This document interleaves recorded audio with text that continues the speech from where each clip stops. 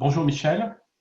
La 5G est à la une de l'actualité parce il va y avoir bientôt une attribution des fréquences pour les opérateurs qui vont développer la 5G, qui vont candidater pour développer la 5G. Le sujet fait polémique, mais peut-on commencer par le fait que tu nous expliques qu'est-ce que la 5G, qu'est-ce que la 5G apporte par rapport à la 4G? Alors la 5G, elle utilise de façon beaucoup plus fine les fréquences radio entre le téléphone de l'utilisateur ou même les équipements connectés et l'antenne. Et grâce à cette utilisation plus fine, elle apporte des performances très très supérieures à celles de la 4G, qu'il s'agisse du débit qui est multiplié par un facteur de l'ordre de 10 à 50, ou qu'il s'agisse surtout d'ailleurs du délai de latence qui passe de 50 millisecondes dans la 4G à 1 milliseconde avec la 5G. Et ça, c'est très important pour tout ce qui est télécommande des robots, peut-être même opérations chirurgicales à distance, etc. La 5G, elle est nécessaire parce que la 4G est en train de se saturer dans les grandes villes. Et donc, de toute façon, au bout d'un certain temps, on serait bloqué. Donc, il faut passer à autre chose. Les performances qu'elle apporte sont donc très, très supérieures et avec ces performances plus importantes, elle permet un développement de services auxquels la 4G ne peut pas suffire. Notamment l'Internet des objets, qui est une évolution très, très fondamentale de l'informatique. Peut-être on aura l'occasion d'en reparler un peu tout à l'heure. Michel, qu'est-ce que les Verts reprochent à la 5G?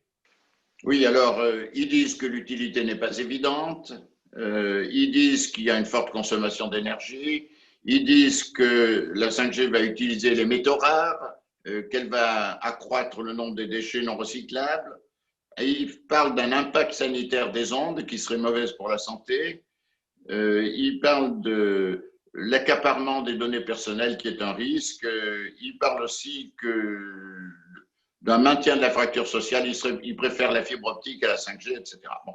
Alors tout ça, c'est des arguments, c'est un peu étrange en fait.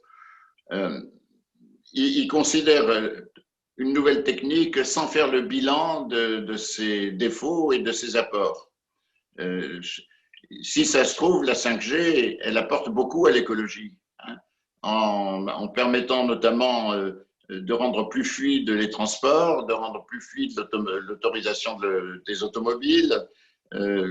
Donc, l'argument de la forte consommation d'énergie, ça dépend de ce que l'on considère. Si le fait est que la 5G consomme moins d'énergie que la 4G à trafic égal. Alors maintenant, évidemment, les usages nouveaux vont entraîner sans doute une augmentation du trafic, mais du point de vue purement technique, elle économise de l'énergie. Donc, ça fait partie de ces mises en doute qui interviennent toujours lorsqu'une nouvelle technique arrive. Tu te rappelles peut-être qu'au début du téléphone mobile, il y avait des gens qui étaient contre le téléphone mobile. Au début de l'Internet, il y avait des gens qui étaient contre l'Internet. Et d'ailleurs, il était extrêmement difficile au début de l'Internet d'anticiper tous les usages qui allaient pouvoir se développer. Voilà. Là, la 5G, elle ouvre littéralement un nouveau continent d'usage, notamment, je te disais tout à l'heure, avec l'Internet des objets. Imagine que l'informatique, jusqu'à présent, elle nous a surtout apporté des documents. Tu vois, on consulte sur le web, on lit des choses, on voit des vidéos. Bon. Le fait qu'on franchisse la limite qui sépare le monde virtuel du monde réel en informatisant des objets, ta machine à laver, ton réfrigérateur, ta voiture, et en utilisant des services qui font communiquer ces objets avec les ressources informatiques sur le réseau, ça change énormément de choses. Tu vois. On franchit la frontière entre le virtuel et le réel. C'est un phénomène dont les conséquences peuvent être immenses. Alors,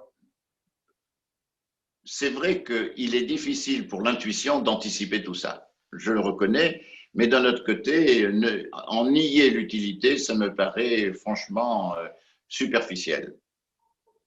Quels sont les enjeux pour l'industrie et l'économie française et plus largement européenne de la 5G par rapport, bien évidemment, aux deux mâles dominants que sont la Chine et les États-Unis qui n'ont pas attendu pour développer cette technologie? Eh bien, c'est très simple. Si tu adhères à ce que j'ai dit tout à l'heure, qui est que c'est une hypothèse importante et même fondamentale de l'évolution de l'informatique, hein, de l'évolution de l'intervention de l'informatique dans la vie courante et dans l'économie et dans les entreprises, eh bien, tu vois l'enjeu. Si la France ne s'équipe pas en 5G, elle est en dehors du coup. Hein. Les autres vont continuer à progresser, ils vont continuer à améliorer leur informatisation, à maîtriser les usages, à développer des usages nouveaux. Hein, et nous serions à la traîne encore plus que nous le sommes maintenant. Donc oui, l'enjeu, il est stratégique, clairement stratégique, au point de vue économique, au point de vue aussi de la vie courante des personnes, hein, de l'intervention de la ressource informatique dans la vie pratique et la vie culturelle et la vie intellectuelle, voire même la vie affective de chacun. Alors, il y a des risques quand même auxquels il faut être attentif du côté de la cybersécurité. De mon point de vue, ce risque-là est beaucoup plus important que la fantasmatique dangerosité des ondes électromagnétiques. Hein. Voilà. Donc, de ce côté-là, oui, il faut faire attention. Hein. Donc, il faut que l'équipement logiciel très développé de la 5G, parce que ça passe beaucoup par du logiciel, hein, en fait, la 5G. Hein, c'est plus du logiciel ou c'est autant du logiciel que du matériel.